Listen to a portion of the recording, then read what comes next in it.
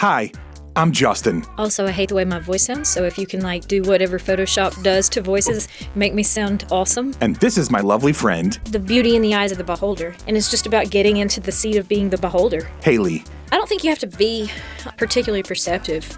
I just think you have to look up. This podcast is mostly just her telling me stories. If you expose yourself to the possibility that this might be really awkward, there can be something just really cool on the other side of it. She thinks that her life and way of looking at things are Oh, I was kind of waiting on you. I thought you were getting your stuff ready. You're waiting on me? pretty normal. You got to edit out all the misinformation about the Amish. Maybe you can relate. I would like a chance to re-sing the Amish Paradise. If you want lighthearted stories All right, you want to talk about goats? and stream of consciousness, I just woke up and needed some friends, and so I bought them. then you're gonna like the Sunny Side Up podcast. Sunny side up, sunny side up, sunny side up, sunny side up.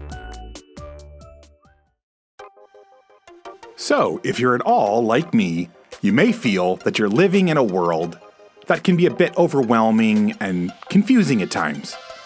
I'm also a huge fan of podcasts, documentaries, docudramas, stories, and of just information in general. Between all of that and the social media and news, sometimes our brains can feel like they're on overload. Hayley and I hope that this podcast can be something of an antidote to all of that. Like little jello shots of joy and distraction. None of it is too serious or really too informative. Mostly it's just two friends who have conversational chemistry talking about whatever enters the minds of relatively ADHD people. We hope you enjoy. Taylor's the song "The Man" is speaking to that, and she's like, if you're a woman and you're impassioned when you're speaking, they'll say you're emotional or you are menstruating, and if you're a man, they're like, oh, how good he really cares about what he's talking about. Fair. It's exploring the dichotomies, and she's not wrong about it. Right. But if you consider her a feminist, she dates men and the relationship she's in with this NFL star now, and he's very powerful and physically powerful and kind of the protector. But he also is totally like, she's so capable, she's so amazing, she's so accomplished, and he's totally comfortable lifting her up and letting her excel at what she's doing. So it's almost like the perfect image of what you would want feminism to be right now, where you're choosing what you would like to be. You don't have to fall into a gender norm, and you're being celebrated for those strengths because your man is confident in his own right, that he doesn't feel threatened by it. It's kind of like you and your wife. Yeah, I was going to say that to me is like, I don't...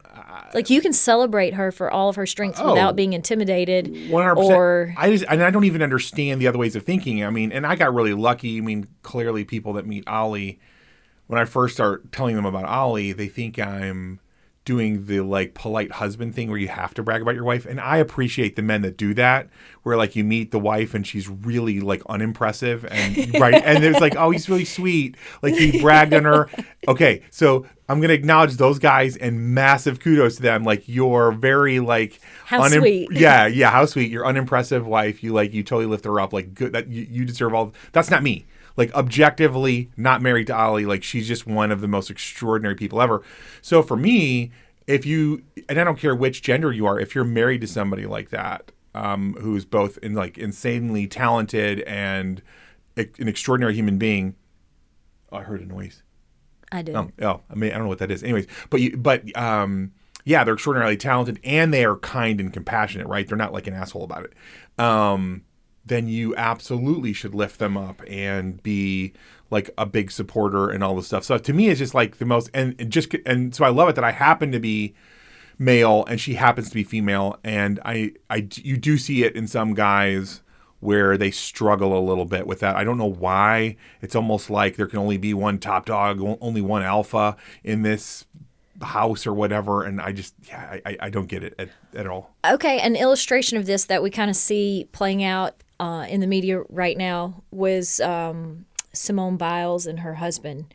He's I think he's a professional athlete. I think he's in the NFL. I don't know much about him, but her. She's insane. She's the best ever, right? I think she might be the most decorated female athlete. And I don't know if that's global or if that's American or whatever, but I think you're right, though. She's absolutely established her dominance. Yeah, you watch her flip and you're like, I'm not going to watch anybody else. It's like her level of gymnastics. She's mastered her industry. It's magic. Yeah, she's incredible. In an interview, he said something like, "Oh, I didn't even know who she was." Whenever they matched on some dating app or whatever, he's like, "I didn't know who she was. She pursued me," and the internet ate him for dinner because they were like, "What is wrong with you that you can't celebrate your badass wife for what she is? Because you got to make it sound like, oh no, she was really pursuing me because I'm the catch." And the contrast in a lot of the talks and people that were discussing it were compare Taylor Swift and Travis Kelce's relationship to Simone Biles and her husband, where Taylor Swift's current boyfriend is totally willing to lift her up and put her on a pedestal and celebrate her, where Simone Biles' husband seems to feel like he has to belittle her, or just say like, "Oh, I didn't even know who she was. She's coming after me," and maybe that's exactly how it happened. Maybe he just said the truth and innocently stands by, but then he doubles down on it in subsequent interviews and is trying to.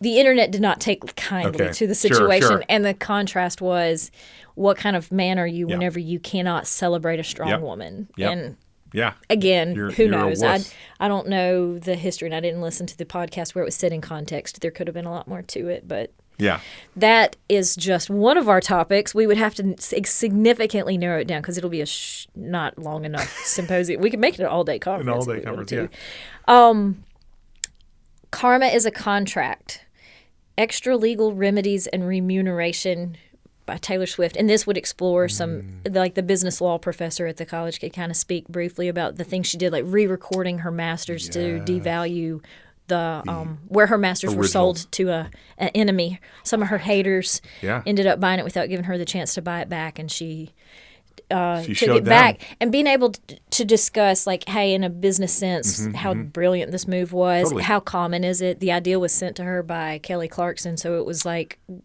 another industry person looking after her. I think Dolly Parton, somebody asked, was it Dolly Parton that was in an interview, and they asked her about it? She's like, yeah, I've done that. So it may not be that uncommon. I don't know. Well, but Dolly is like... is right. She's the G, man. Who would not go to a Dolly Parton symposium? And I don't. And she now. Right, I would absolutely go to a Dolly Parton symposium. By the way, I didn't know about Dolly until there was that Radio Lab spinoff that was like a 5 or 6 part. What was it called? I can't remember the name of the podcast. It was like was it Dolly's World or, anyways. I kind of put Dolly in the same like Taylor Swift world. Her voice annoyed me a little bit. Didn't really understand her music. Didn't understand who she was. And then I listened to this 5 or 6 part podcast on her, and I was like, oh my God, she really is a national treasure. Absolutely. Like conversations, interviews, she kills it. I have never scrolled past an interview with Dolly Parton in it because I will stop and listen every single time. The things that she says, the ideas, the compassion she has for other people, she is a beautiful human being. She's a beautiful human being, and one of the things that's really amazing... Also don't love her music. Right. So I'm on the same page with you. Like, if it's not 9 to 5, I'm probably not listening to it. Maybe Jolene. 9 to 5 is great. Maybe. Yeah, but no, I know it.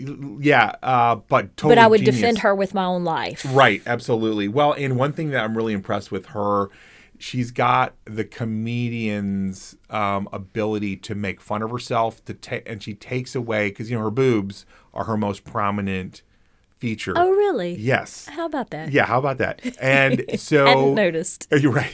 I haven't noticed these enormous boobies. But no, what's amazing with her is in almost all of her, when I would watch her do these different sit-downs, she would do the joke first, pretty early on, about her boobies, and then with the genius of it, what people don't understand is it was like she already knew the audience or the interviewer was thinking something. Yeah. Right? So she addresses it, makes fun of herself, beats him to the punch. Now she owns that. Now what are you going to say? Oh, yeah, I also was going to make that joke. Nope, you're done. And now we can move on to the more substantive stuff. Genius. Anybody who's ever been bullied knows that game. Yeah, and it is powerful.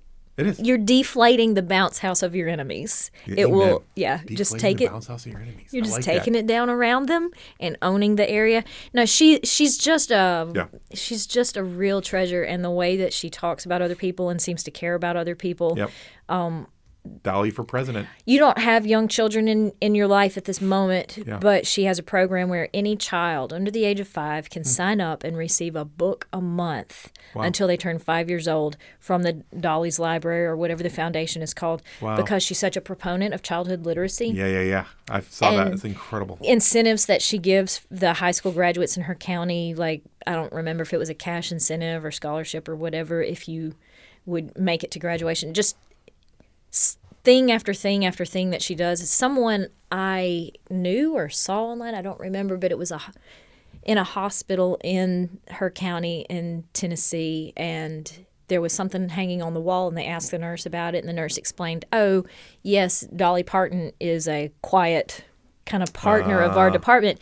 When there are people here who can't pay for the services, we will let her know, and she will quietly foot the bill. That's incredible. Yeah, it's so beautiful to see people do nice things and use their influence invisibly. Right. And I think that she's a master of it. We'll never know all the good that she does because she doesn't advertise it. Right. And one thing that I was blown away by her as well, if I caught this right in an interview, she talked about how she's already embracing all the AI stuff. So instead of being like one of these people, it's like, no, I don't want my likeness and voice to be taken over by the robots, which is going to happen anyways. She was like, oh no, I'm like planning for it. I'm planning on the robots and AI being able to like totally use my voice and even like write, not just re-sing old songs, but like write new songs in my vein and style. Love that. Right? So that her progeny will continue to receive the royalties like in perpetuity, not just from her catalog of what she's going to be able to write in her physical lifetime, but in her likeness and the sound of her voice and in her style after. And I was like, dang, this chick is thinking like 100 years down the road. How do we get intellectual property rights over?